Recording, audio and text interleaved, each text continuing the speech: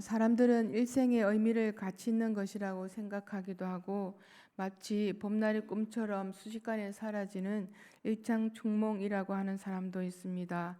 억수같이 쏟아지는 바다 물결도 또 어디서 왔다 어디로 가는지 모르는 바람도 흔들리는 나뭇잎처럼 우리가 사는 세상이 마치 바람과 바다 물결처럼 휘몰아치는 소용돌이 같은 세상의 모습이 아닌가 합니다.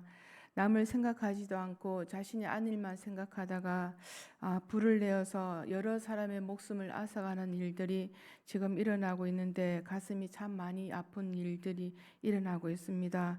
여전히 안정되지 않는 나라의 일들 속에 우리의 마음이 무겁지만 이 또한 안전하게 지나갈 것을 바라는 마음이 우리 모두에게 있을 것이라고 봅니다. 우리 모두는 생로병사라는 시간 속에 저와 여러분이 살아가고 있습니다. 어떻게 하면 이 하루를 값지게 살까? 어떤 모습을 띠며 이 하루를 잘 살아낼까 하는 생각이 많이 들게 됩니다. 생로병사 속에 굴하지 않고 살아가야 되는데 우리는 연약함을 안고 있습니다. 생로병사의 흐름 속에서도 생명만 있게 되는 삶이 우리에게 주어지기를 바라는 마음이 있지 않나 합니다.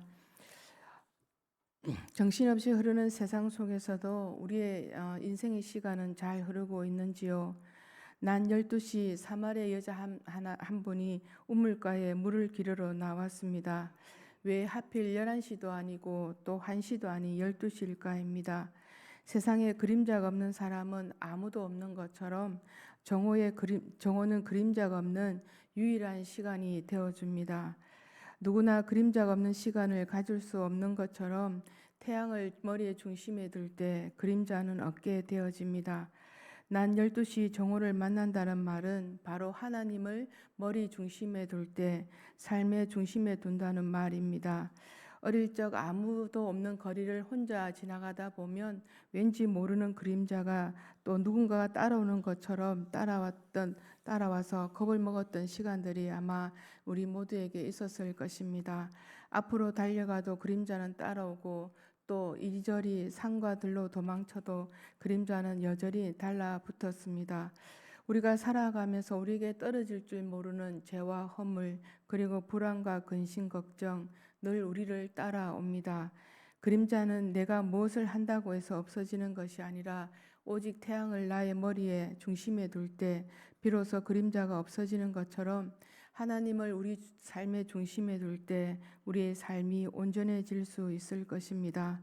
하나님을 머리 중심에 두는 삶, 또 나의 중심에 두기만 하면 우리에게 불안과 근심, 또 걱정과 또 염려들이 따라온다 할지라도 우리의 삶이 하나님의 은혜 속에서 흘러갈 것이라고 봅니다. 이 땅에 생명을 가지고 생로병사의 길을 걸어가는 사람들이 꼭 해야 할 일이 있다면 우리의 삶 가운데 하나님을 두는 것입니다.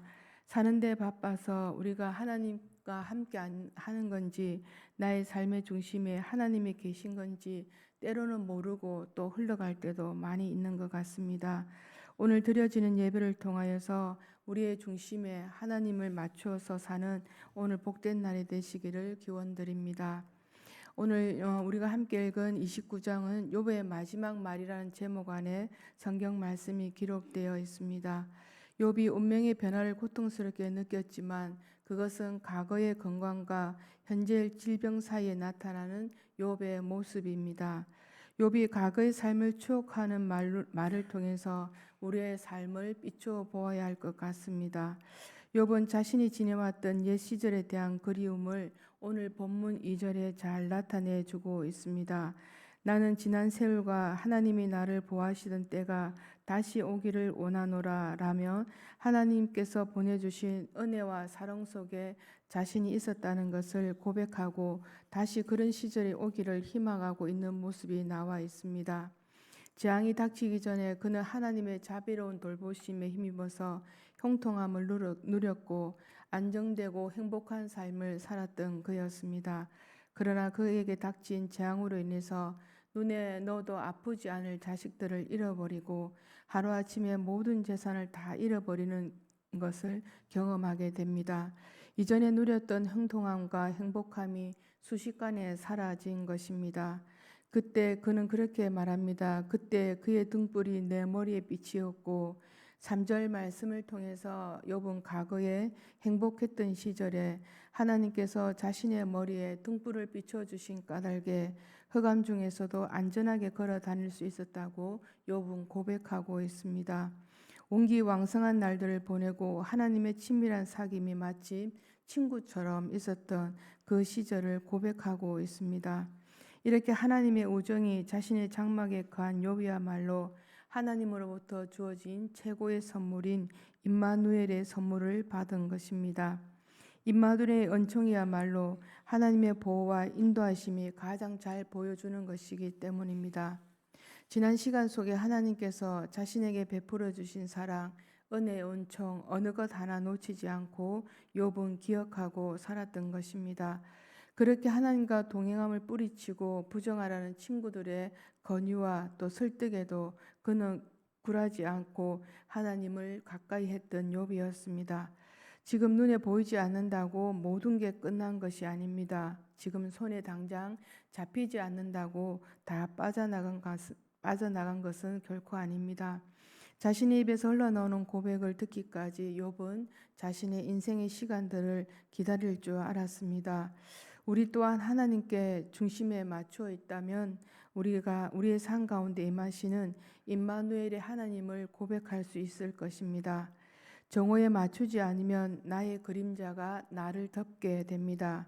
욥이 어떠한 상황에서도 하나님을 중심을 둔 것처럼 우리 또한 우리의 인생의 시간을 낮 정오 12시 하나님의 중심에 나의 시간을 맞추고 나의 삶의 순서를 맞추어야 함을 고백합니다.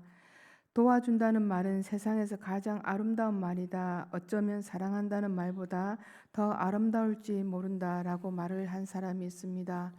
다른 사람을 도와주고 지지해주고 편들어주는 것은 인간에게 사람에게 아름다운 면을 볼 수 있는 것입니다.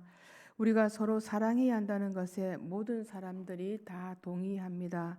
그러나 사랑은 종종 마음에서 흘러나오지 않고 생각 속에서만 머물 때가 많습니다. 사랑하고 있다는 모습이 구체적으로 드러나지 않을 때가 더 많은데 도와준다는 것은 우리가 함께 사는 삶을 구체적으로 그려나갈 수 있는 모습이 아닌가 합니다.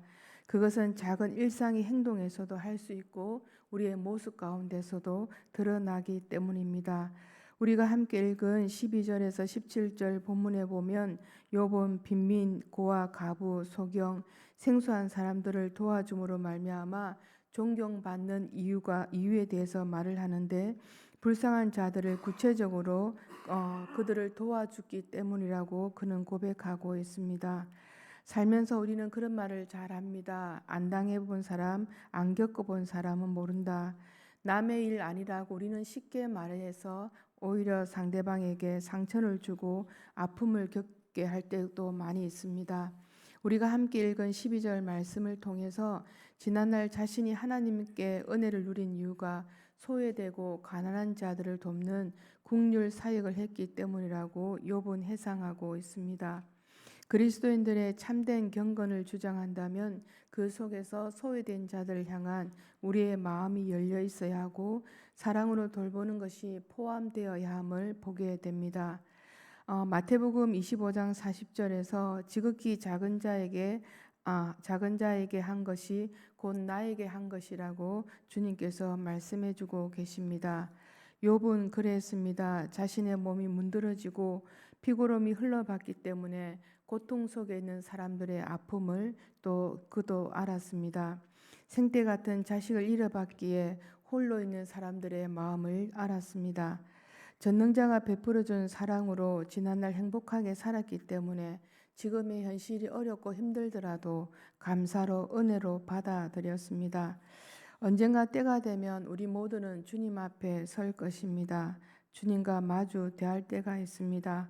그러기에 이 땅에 사는 동안 우리의 모습, 우리의 삶을 통해서 우리는 마주 대하고 있습니다. 지금 난 어떤 모습으로 나를 대하고 삶을 바라보고 있으십니까? 어제의 내가 오늘이 될 것이고 오늘의 나 자신이 내일의 나의 삶을 얘기해 줄 것입니다. 나의 시간이 정오난 12시 하나님의 중심에 둘 때 뒤돌아보며 누구를 위한 삶이 아니라 나를 위한 삶이 된 것을, 삶을 살고 있는 것을 보여지게 됩니다.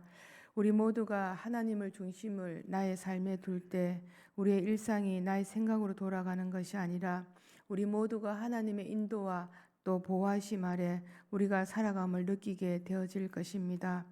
진실한 마음을 품고 마주 대하는 삶의 시간들을 통하여서 우리는 주변의 작은 이웃들, 또 소외되고 또 연약한 자들을 돌아보는 마음들이 생겨나게 될 것입니다. 오늘도 주어진 삶을 대할 때 우리 모두가 어떤 마음으로 대하는가에 따라서 우리에게 주어지는 일상이 다를 것이라고 생각합니다. 나에게 주어지는 삶을 소중히 여기고 또 하나님의 인도와 보호하심 아래 살아가는 우리 모두가 되시기를 간절히 기원드립니다.